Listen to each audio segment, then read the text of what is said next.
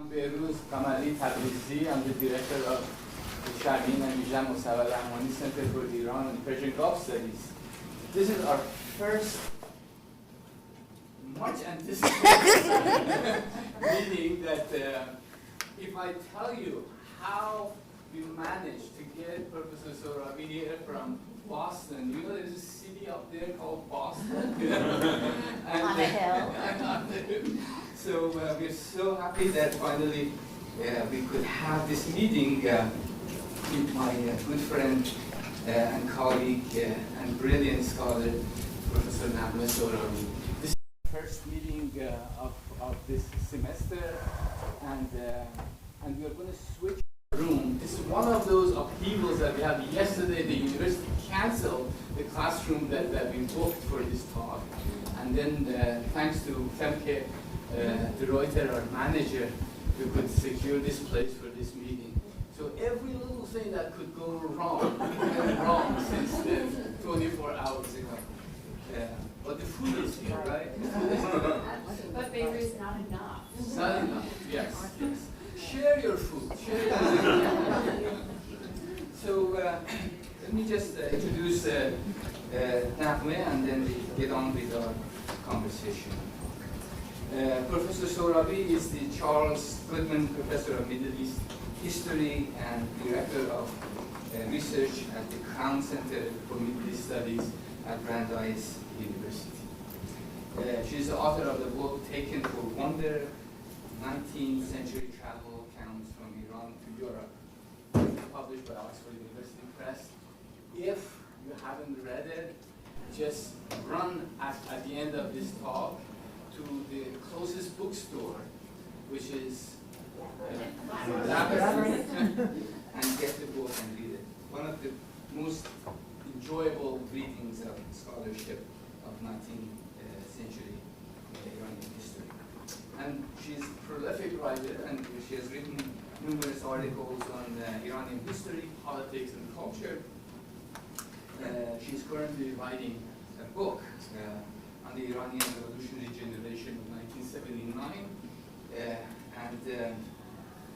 and I had the privilege of being in conversation with Naghmeh for many years, and I'm so excited about this book, for which she has received Andrew Mellon New Directions Fellowship, Mellon Sawyer Seminar Fellowship in Comparative Revolutions, ACLS Fellowship, Berlin Prize for American Academy in Berlin, and while she's serving also at the advisory board of Oriental Institute in Czech Academy of Science, member of advisory board of Women's Work in Qajar, Iran, a digital archive, and she just stepped down.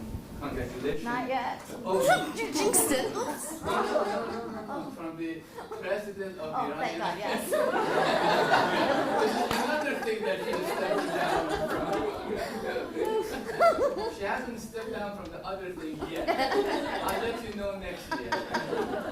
But she just stepped down as the president of the Association for Iranian Studies, formerly known as ISIS. Had nothing to do with that. ISIS stands for International Society for Iranian Studies. Of course, you can imagine why they changed the name. So, Naghmeh also is the co-host and editor of Middle East podcast, Counter/Argument, and her non-academic writing, I wouldn't call it non-academic, but for the sake of the argument here, can be found in her Substack titled, These Are the True Things. So,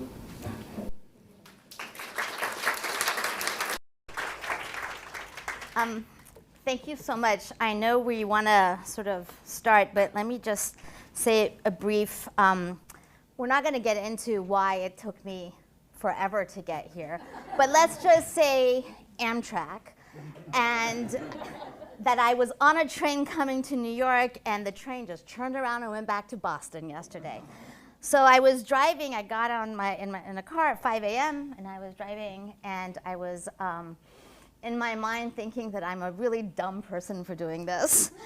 And then I remembered that yesterday on the train there was this gentleman, and he turned to me out of nowhere and said, "You know, Mercury is in retrograde." And I said, "Okay." And then he's like, "You know what that means? Don't trust anyone, and don't make any judgment. Like, don't make any decisions today until September 14th. So listening to Behruz speak, I realized why I did not follow the orders of that gentleman, because every time I'm in Behruz's presence, and every time he introduces me, he's way too generous, but it's always just a privilege and an honor to be here. So thank you for the invitation. Thank you all for coming, and thank you, Femke, for saving me since yesterday. On that note, we're going to start today's talk by watching a little clip of a film that I was promised would work. I'm not going to tell you what you're watching, just watch it though.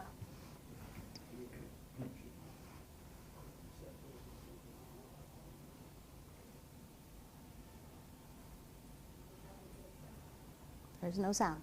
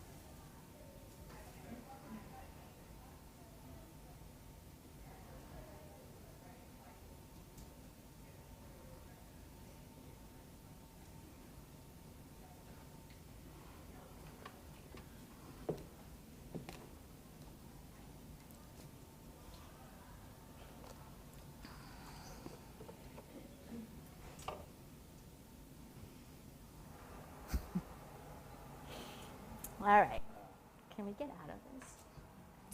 So this clip of a home video by Shadi Noyani contains almost everything I want to talk to you about today, so we're done.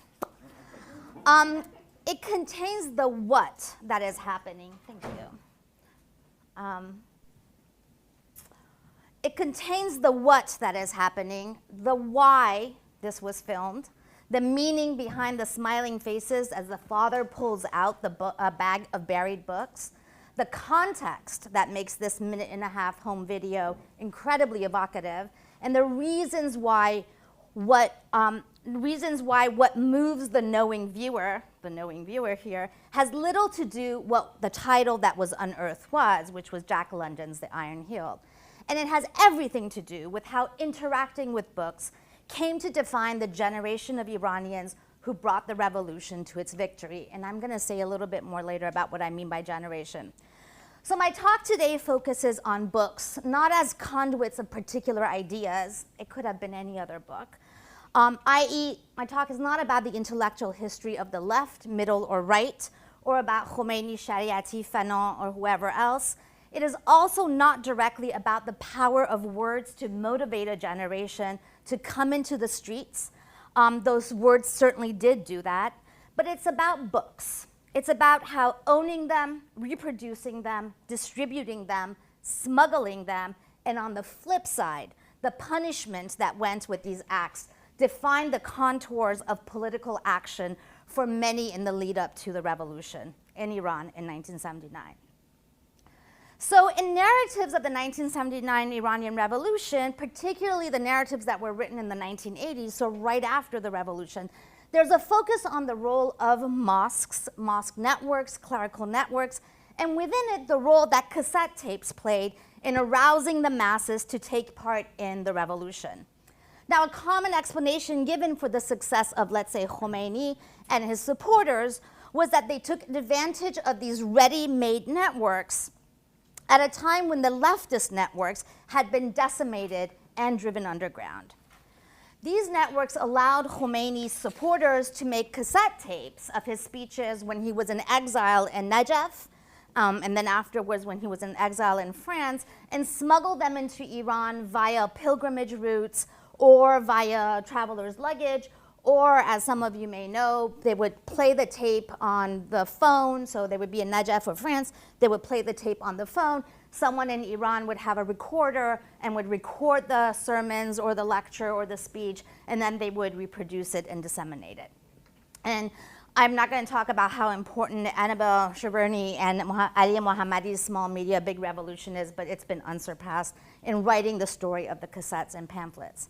Now, it's important to remember that this was not exclusive to Khomeini's sermons from exile. In fact, the number of religious sermons on cassettes being sold during the holy month of Ramadan in 1978 surpassed 40,000 cassettes. A lot of music studios actually shifted to recording religious sermons instead of music. Shariati, Ali Shariati, who was an important thinker and writer for the revolution, his lectures were also similarly distributed via cassette tapes. And my favorite part is that the famous 10 Nights of Poetry in the Goethe Institute in October of 1977 was also recorded. And the reason this is my favorite is that actually the 10 Nights of Poetry of the Goethe Institute exists primarily as audio. So it's not just that it was also recorded on tape. Our memory of it, the record that we have, is primarily audio. We have this photograph. We have one more other grainy photograph. We have a bunch of photographs of the poets who spoke, but that's it. It was not filmed, which is really weird because, as I like to say, the Iranian Revolution is the best filmed revolution of the 20th century. Now, books defined broadly, and here we all know what books are, but let's just say what I mean is printed materials that were not meant to be ephemera. So they were not like elamiyas or declarations. They were crucial in defining political activity and themselves creating revolutionary networks. Yet so far, little effort has been paid to integrate them as politicizing objects and not just as carriers of ideas into our narratives of the 1979 revolution. Now, this could be because books were so ubiquitous that they were just deemed too obvious to mention. And I'll get into in a moment about why there's nothing for me that is too obvious. I love the obvious. Maybe that's one reason. But also maybe because, as my colleague Lale Khalili noted on your Facebook page, cassette tapes at the time were the equivalent of social media today, right? They were new technology that was used for a new purpose, which was a revolution, while books, their importance to social and political movements just writes itself. First bad pun. It's going to continue.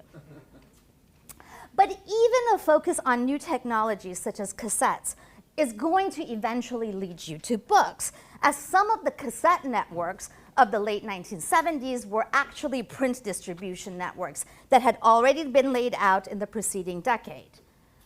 So, for example, one person that I interviewed told me that he and like-minded seminary students would use the legal distribution networks of the non-political religious journal that was called Maktab-e-Islam to distribute political religious books and cassette tapes.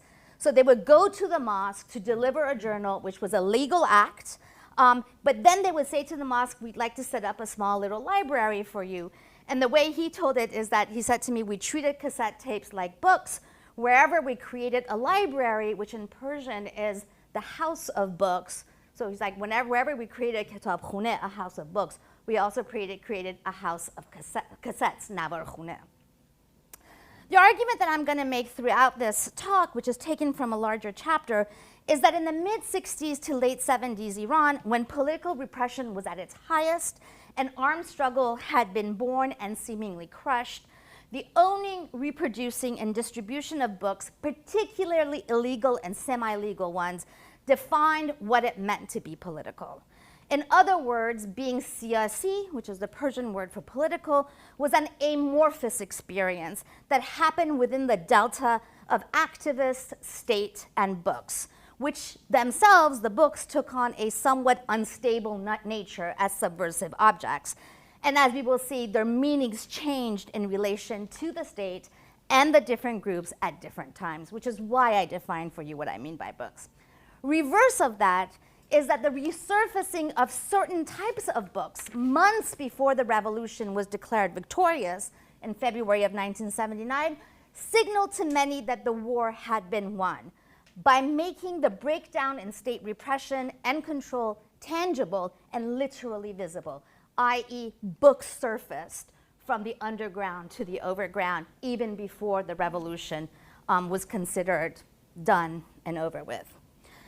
I'm going to make two digressions, and I'm going to make them, one of them very quickly, which is that this is not a material history talk. There have been critiques of my work that I take very well, particularly with Kusha Sefat from Revolution of Things, who I know is coming, and you should definitely go to his talk. The critique is that, well, I'm not treating these the way a material historian would treat them, and that is a very valid point and something to think about and inquire for later work, but that is not what I'm doing. But I'm happy to hear your thoughts about that. The second digression is the reason why I'm not kind of working within the material history model or framework is that I need to give you a very quick sense of the book that I'm writing. So as Behruz mentioned, the book is called The Intimate Lives of a Revolution, Iran 1979.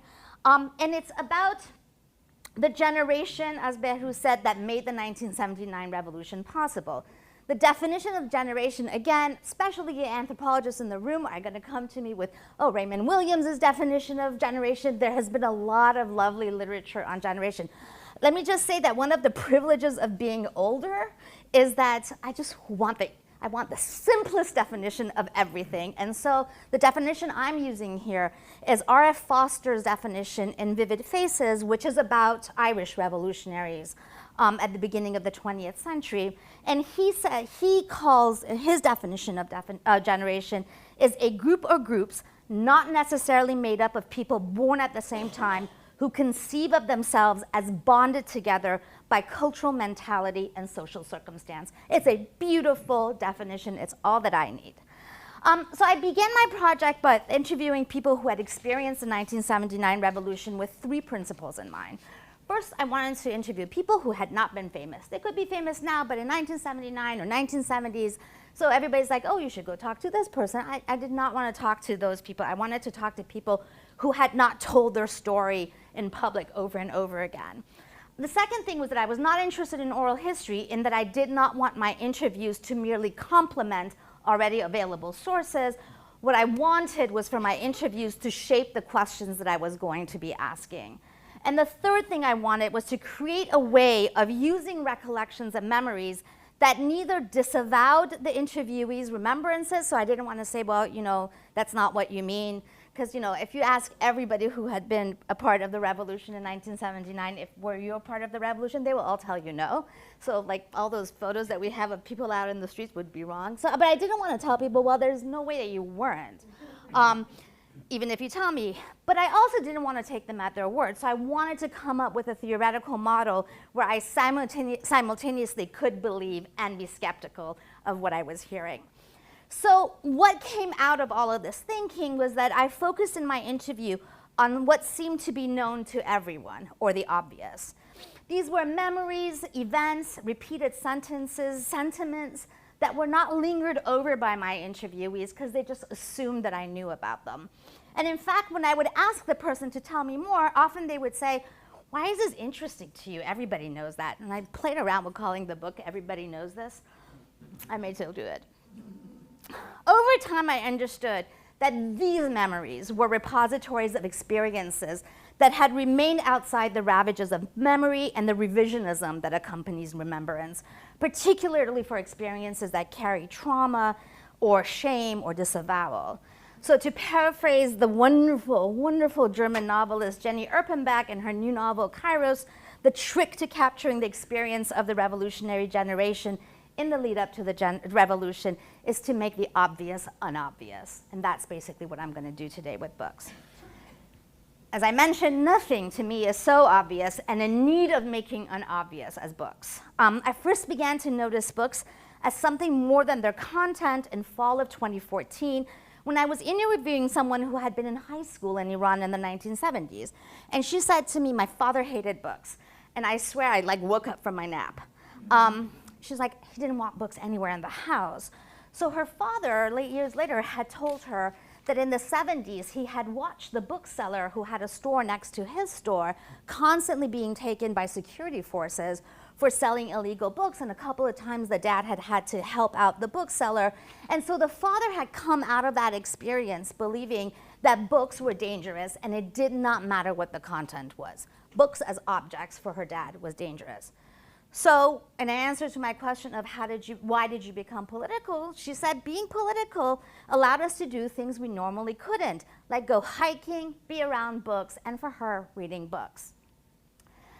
At that point, I realized that almost every single person that I had interviewed and will continue to interview, regardless of gender, socioeconomic background, and political leaning, identified books as the main reason, or one of many reasons, through which they became politicized or acted politically. Many of my interviewees repeated almost exactly the same books that had influenced them in their youth and set them on a path to be revolutionaries. Now, depending on their political leaning at that time, these books included titles like John Reed's 10 Days That Shook the World, How Steel Was Tempered, What Is to Be Done, The Little Black Fish, Al Ahmad's Gharb Zadegi, and of course books by Ali Shariati, which is this book if you don't read Persian. Overall, you could sometimes tell people's political leanings from the titles they mentioned, but actually not always.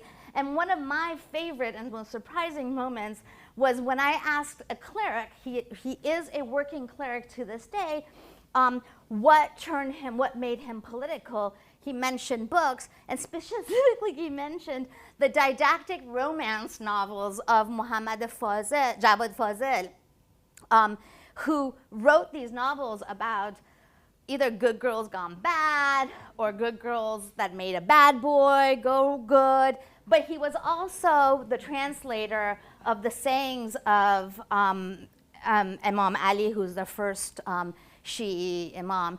And none of that seemed weird to them, and for me it's really important that we understand people on the terms in which they're telling that story. But all of that to say, yes, books are important, and in a way it's obvious and we can guess it, but it's not always obvious in the ways that we assume that it is. As I mentioned, the idea that potential revolutionaries would be activated by reading books is on some level very basic. Revolutions are almost always the purview of youth, and not anymore, but back in those days, youth liked to read.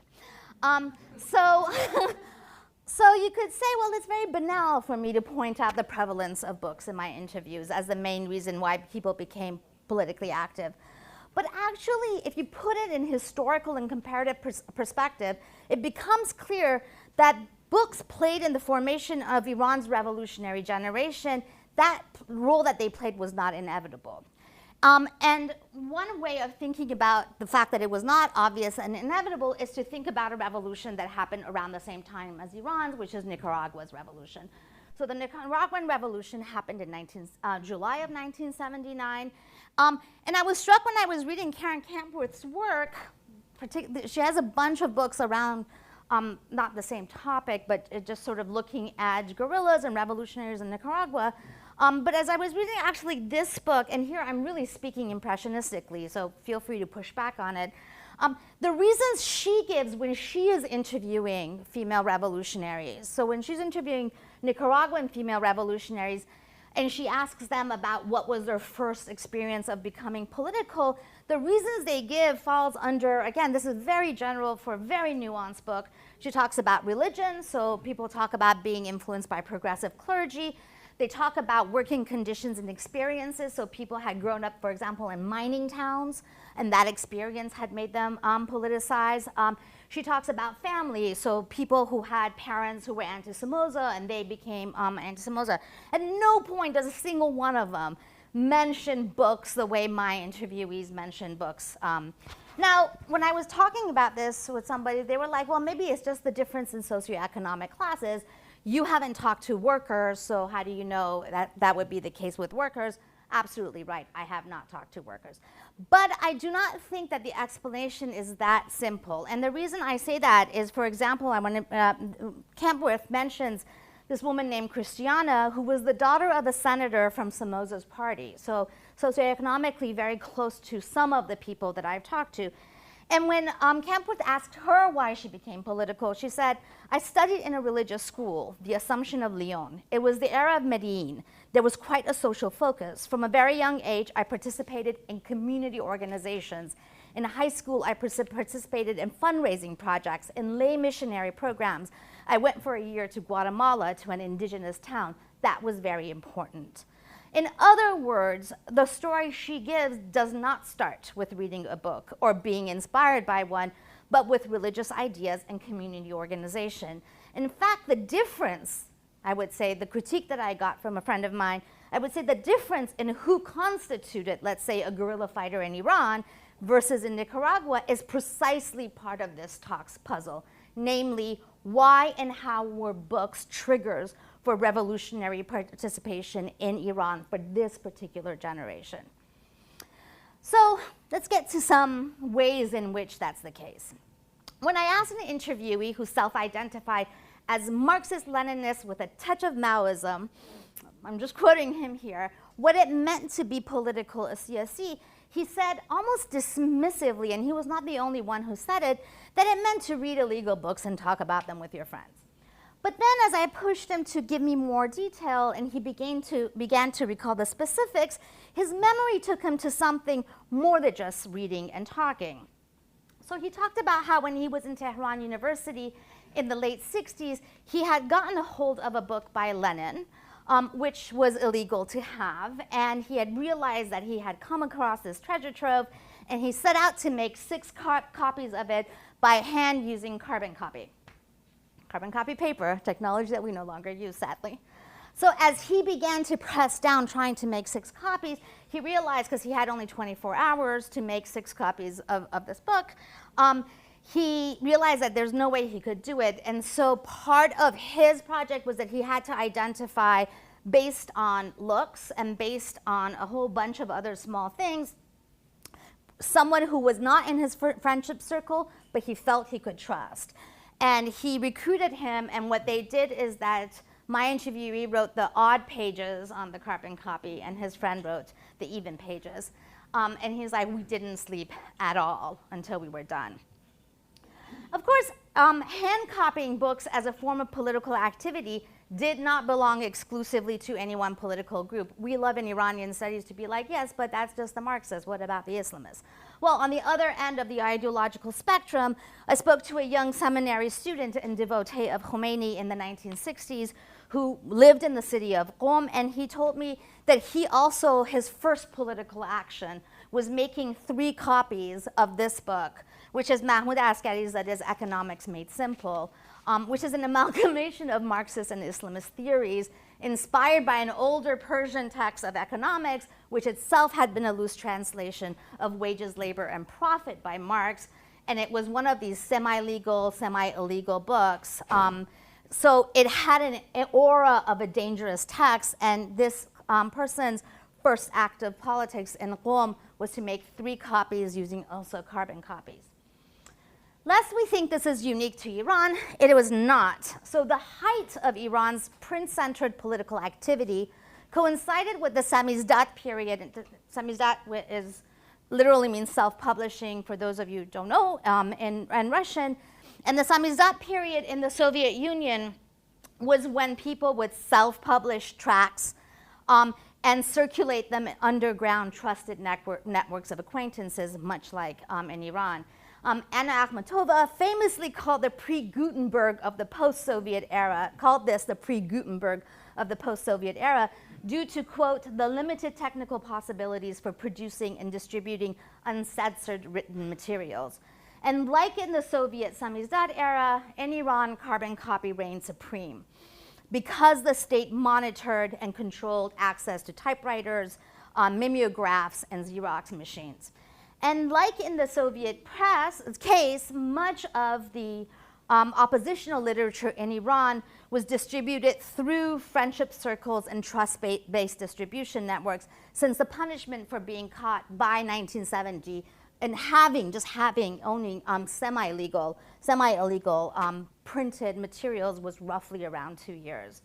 And I just want to end this part of the Soviet thing that ironically, the samizdat, so the underground of Iran's publishing world, was the Gozizdat, which is the state publishing of the Soviet Union, because parts of the leftist illegal book circulation in Iran comprised of officially sanctioned books in the Soviet Union that were translated in Persian and distributed with the support of the Soviet Union.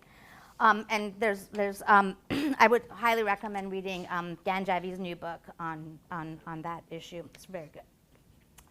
So that possession of these copied books and pamphlets carried a prison sentence meant that they needed to be hidden somewhere. And now we're coming back to the film that we started this whole talk with.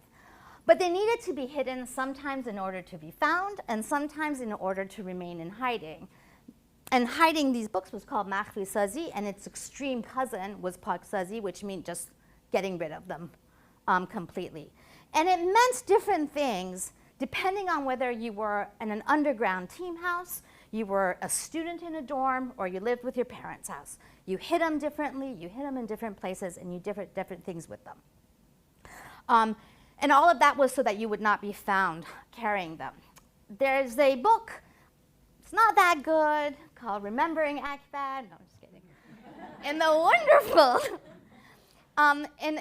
wonderful book, Remembering Akbar, in a chapter that I just die laughing every time I see it, the title of the chapter is called What Is to Be Done.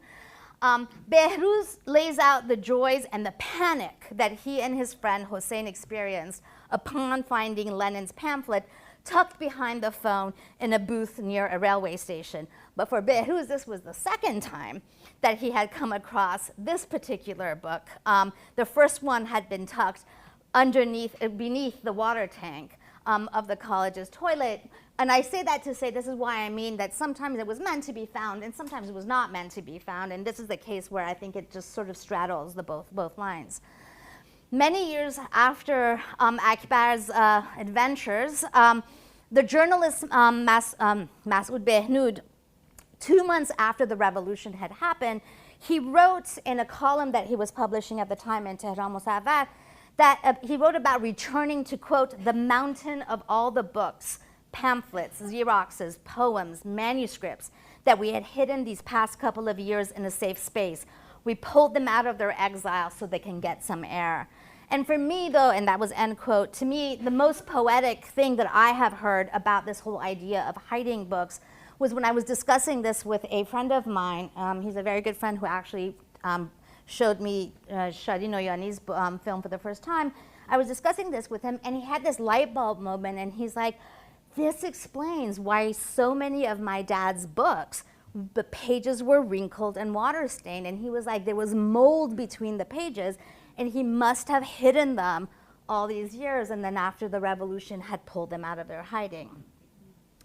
Now, the most important factor that glued books with having a political identity, and perhaps one of the main reasons why books occupied a singular place in the formation of Iran's revolutionary generation, was the state, was the Pahlavi monarchy. The Pahlavi state was highly sensitive to the possession and distribution of illegal and distribution of illegal books, particularly leftist books.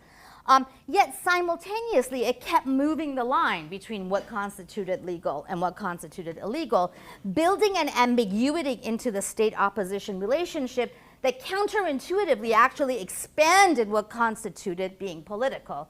In other words, you may think you're not being political and you're doing your own thing, but if the state is constantly moved the line, suddenly one day you think you're being not political, but you actually are seen by the state as being political. I'm going to give you 2 examples of that. In his 1978 report for Index on Censorship, on the title of the report was called Perils of Publishing in Iran, the outspoken writer and intellectual Reza Baraheni used the fate of Iran's beloved poet Ahmad Shamlou in his book of poetry from 1973, Abraham in the Fire, Ibrahim Dar Atash, to highlight the absurdity of censorship in Iran and the confusion that it gave writers and readers. So according to Baraheni, Ibrahim Dar Atash, Abraham in the Fire, that book of poetry, the first 8 reprintings were seamless, no problems. The 9th one went through the censors only to be confiscated once it was already in the bookstores. For the 10th edition, the censors changed some of the books, and the 11th edition, which was the changes that the censors had done to the 10th books, was banned again after it hit the bookstores. So where the line is unclear. Now, as the Pahlavi state expanded and muddied what censorship meant, in 1966, it also expanded its agents of censorship from state-employed censors to the publishers themselves. Knowing that they would lose money or go to prison if they printed a subversive book, the publishers became the first line of book censorship and were responsible for rejecting what they had to think about as problematic books. So one of my interviewees told me that he had been encouraged by his advisor, his thesis advisor, to publish what he had done, which was like a research paper, semi-translation, semi-research, on the May 68 events in France. So his translation had gone through his thesis advisor and the publisher, and they had not deemed it to be subversive.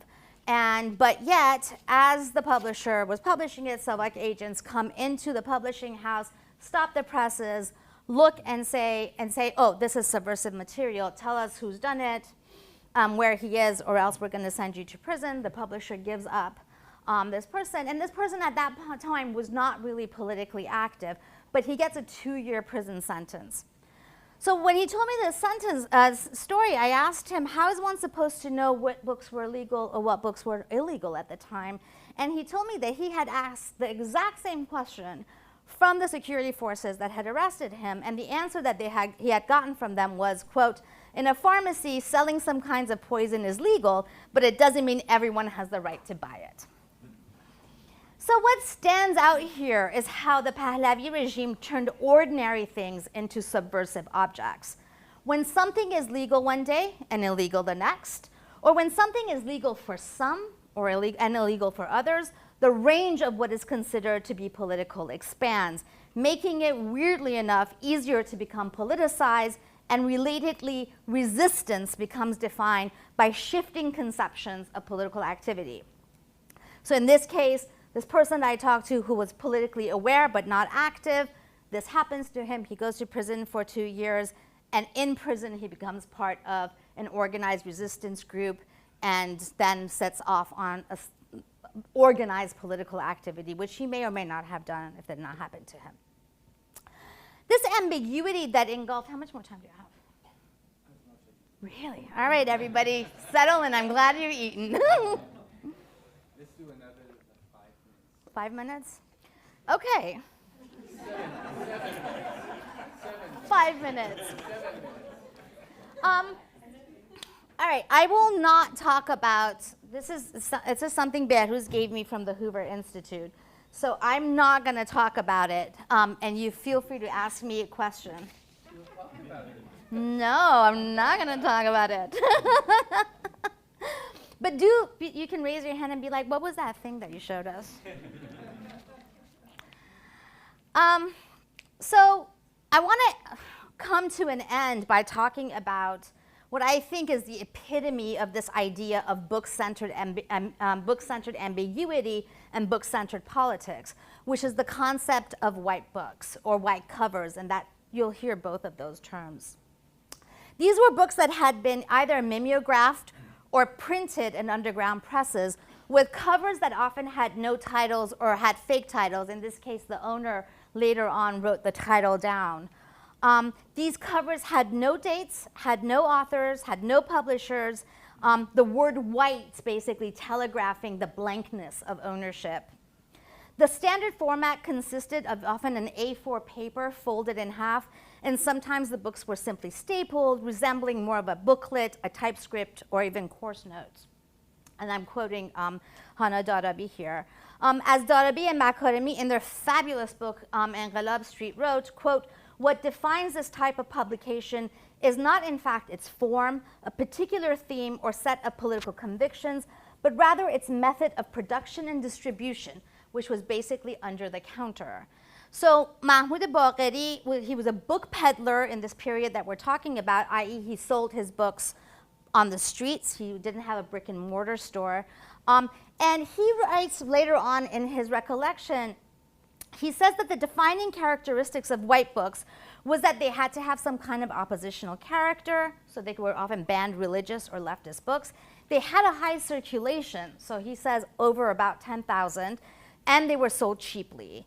And the white covers, in their simplicity, in fact reflect the fact that they were printed in secret, but importantly also very quickly. And he estimates, Bagheri's estimate is that in the 1970s, there were roughly around 20 printers in Tehran that produced white books, but he says, I myself had only met 7 or 8 of them. So in my interviews, white books emerge as a different category altogether from illegal books and from pamphlets. And I think it had to do with the fact that they were sold by sympathetic booksellers and only to people that they trusted. As such, for many, and this is on the poster, and this is by Mayam Zandi also, for many, it was the rise of white books to the surface in the fall of 1978 that signaled things had irrevocably, you guys know what I mean, changed, some words, even though the official victory of the revolution was still months ahead. At that time, so we're talking about the fall of 1978, white books began to be openly sold on the sidewalk across the street from Tehran University, but they were still illegal. What had changed, and this is why when you talk to people, they're like, we knew something had happened, something big had happened, is that while these books were still illegal, buying them, you did not get arrested. Having them, you get not arrested. Selling them, you did not get arrested. With the victory of the revolution in February of 1979, white books continued to be circulated and became the link between the repression of the Pahlavi era and the spring of freedom, which was the period between February 1979 and the summer, roughly, of 79. So one, Shahle Shafiq, who's a sociologist, she calls the spring of freedom, quote, a magical time for the ways in which white covers flew off the stands. Some were reissued with covers stating their titles and the names of the authors and translators, but the fact of being able to buy them was a symbolic act that reaffirmed the end of political repression. And the end of this spring of freedom for many people also is signaled by the fact that books began to be censored and taken off the shelf. So I kind of like the way that this book, I'm going to make my second bad pun, that the spring of freedom is bookended by books. So books as revolutionary objects are the shared experience of pre-revolutionary activity across a wide spectrum, and it's what allowed the linking of the religious networks to the leftist ones, a linking that came to define the revolution, when in 1978, after decades of parallel activity, the various groups joined forces to successfully oust the monarchy. How these communists, Marxists, Leninists, nationalists, Islamic Marxists, and secular forces aligned themselves to a religious coalition with which they had little in common on the level of ideas is a question that has occupied every single scholar of the Iranian revolution. Answers have ranged from the left was duped, to everyone was naive, to the religious groups were cunning, that this was the tragedy of the left, to only the Islamists ever mattered at all for the whole time. The answer, I would suggest, might lie with a book that may or may not be buried in a garden under a tree. Thank you.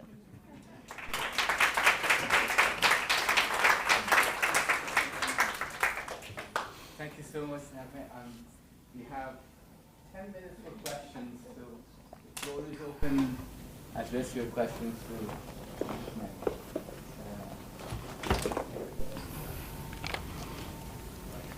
Let's start from the back and then go. Hey. Good to see you, Naghmeh. It's good to see you. I've got lots of questions. I'll just ask a relatively straightforward one. So you mentioned one of the sources of books outside of Iran was the Soviet Union. Mm-hmm. Were there centers where Iranians themselves were publishing books that notes that they knew were banned and would smuggle them in? Yeah. I don't know, Pakistan, Iraq, Lebanon, Well, Italy was the big place because Khosrow Shakiri was there, right? Yes. So Italy was the big place. It was connected to the Confederation of Iranian Students, And like when I talked to Shakeri, and he's actually written about this and it's well known, they published actually with an eye towards what size is going to be easily smuggleable, basically, into Iran. So putting it, inside the lining of a code or inside. So yeah, it was a publication, but it wasn't just devoted to smuggling books in. It was for the Confederation and for the Iranian activists outside of Iran, but they did it with an eye towards smuggling out. Yeah. And it was much more pamphlets than the books that the Soviet Union was doing. I'm not saying that they were not books, they were books, but the Soviet Union was basically paying translators to translate their canon, the canon of Soviet thought, while the publication that Shakeri and a bunch of other people similarly were doing was more different kinds of pamphlets that they were getting, for example, from the radical student movements globally in the global south, and kind of doing quick reproduction of those on the fly and then sending them out. Thank you so much. What was it you just said? You're my favorite person. Thank you. I'll make it very quick. All I wanted to say, and I can talk about this with you guys later, Behruz actually sent this to me, and I'm just going to tell the story because it's funny, because he sent it to me like 10 years ago almost, I don't know how long. And he was like, look what I found in the Hoover Institute. And I, at the time, had just started thinking about this, and I looked at it, and I was like, he just sent me a list of books that everybody knows people were reading. Because this is a reading list. It's a bibliography for the fundamental and systematic scientific philosophy, and it's put out by the students in the Faculty of Medicine, right? So on the one hand, this is basically, you had to read these books and go through, it says, stage 1, stage 2. So as you went down to the 7 stages, then you achieved enlightenment in scientific philosophy. But for me, the reason I wanted to mention it is that it says the library of the students of the Faculty of Medicine. And what I wanted to talk about, and I'll just say it very quickly, is that it's not just that the books had legal, illegal. There's not just ambiguity around that, but also where these books were housed in the university also had a in-betweenness about them, because the library of the student clubs were technically an overground legal space, but many of them actually had illegal aspects to them. So some of the books in their reading list, you would be able to find it in the library. Some of the books in this legal, you would get it if you were part of this group and you were trusted, and they would hand it to you. And one of my interviewees loves telling the story about how in the library, in the Faculty of Law in Tehran University, when she was there, the top floor was the Islamist kids and the bottom floor were the leftist kids. But when there would be raids, they would hide each other's books for each other. So they all knew what was going on. So that's basically what I wanted to sort of talk about. Thank you. Thank you so much for this talk. I have a question about legal books with like illegal images, such as the image of Shah, for example, or some of them, for example, there are some institutions such as Farhang Foundation, Bunyad Farhang, and other publications publish books. Let's say, for example, translations of Quran, tafsirs, exegesis, and that sort of information. But they have the picture of Shah, for example, in front cover, in the initial pages. What happened to those books in booksellers? Because I've seen some examples when they had a stamp on like Jawad was a Hasan Ghat, for example, or like they would just cut off the entire page where the image of the Shah was. But I was wondering, was it sort of like a personal, approach, but people decided to do this sort of like behaviors with their books, or was it because of the booksellers, and what was the fate of these books in booksellers? I don't know, because that was never a topic that came up when I was talking to them. And I think it may have to do with the fact that I was always interested in how they define being politically active and what set them off on being political. And this, to me, sounds like something that happened much later and not as part of that evolutionary process. So I actually never heard of that. But, I think we all kind of, it is very interesting, but I would say it's also not that different from when I was a kid and we would draw ears and things. I mean, it is the weapon of the weak to face books. Thank you for that. Yes. early 70s, I was here 60. But in the early 70s, that hiding the book and destroying the book in Iran was a real thing. Yeah. Because that created a fear among the regular people, like my family back there, but I don't political affiliation or anything like that. When I came here, I had the picture of Mossadegh signed by himself and given to the director of his office. I happened to know him, I became the owner. And I put between the pages of a French book called Le Jardin and basically baked it. But my family was so scared, so they destroyed that. And they really loved the book. So that was the real thing. The fear that they created among the regular people. So Yeah. I just wanted to let you know. Thank you for that. I really appreciate you sharing that experience. So let's have questions. We have 3 questions, and then we wrap it up.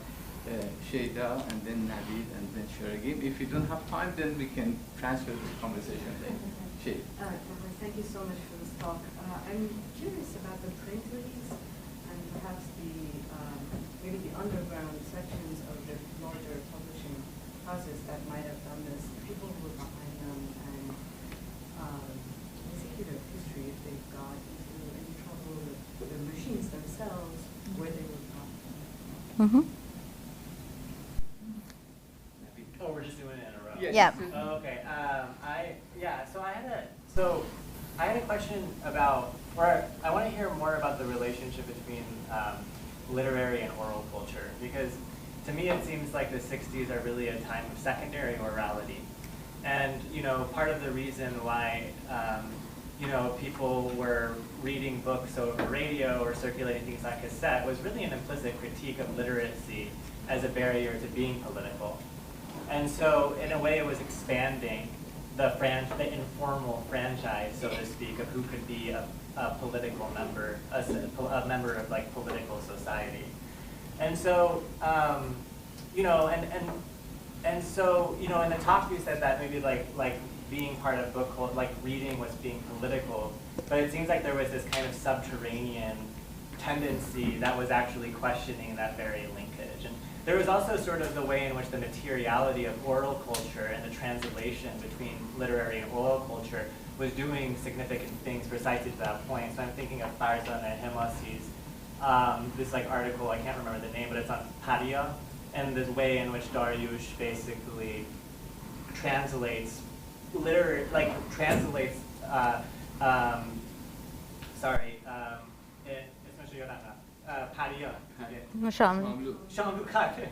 Shamlu's Padia, translates and like turns it into a dirge, and how like the very, that like how oral culture ends up actually becoming sort of taking primacy, where literary culture is then more increasingly mediated through soundscapes, right? And so anyway, so I just wanted to hear more. Thank you. Let's hear Sharagim's question, and then we wrap it up because we can continue our conversation later because we're running out of time. Yeah, just quickly, I was wondering if you could, I guess later, speak a bit on the volatility of anonymous text, because certain texts, of course, if they're being translated from Western sources or Russian sources, there is we don't know the translator, but there is an author ascribed to the text. So there's a certain authority that comes on the subject, that this person has an authority, knows what they're talking about. But what is the process of, I presume it was the Savak, to determine whether an anonymous text is volatile and dangerous? Is it simply certain keywords? Do they read the entire thing and determine it? And secondly, do you trace this process in the post-revolution when that alliance is delinked and there continues to be a hunt to find out who these anonymous authors were, rather than just letting it be the revolution has happened, but no, there continues to be a desire to find out these anonymous authors and to punish for their previous You want me to say a couple of words? Yes. Or? Okay. Let me just quickly to answer your question. It depends, because basically there's no one. First of all, devices were huge, right? And so you couldn't just have one on the sly. you could sometimes, some people put their lives, not their lives, but their freedom in danger to let other people use, and sometimes they didn't know what they were allowing them to print. But I think more importantly is the mimeograph machine, which is smaller and was more portable. And it's also why the reason carbon copy reigned supreme, precisely for all of this.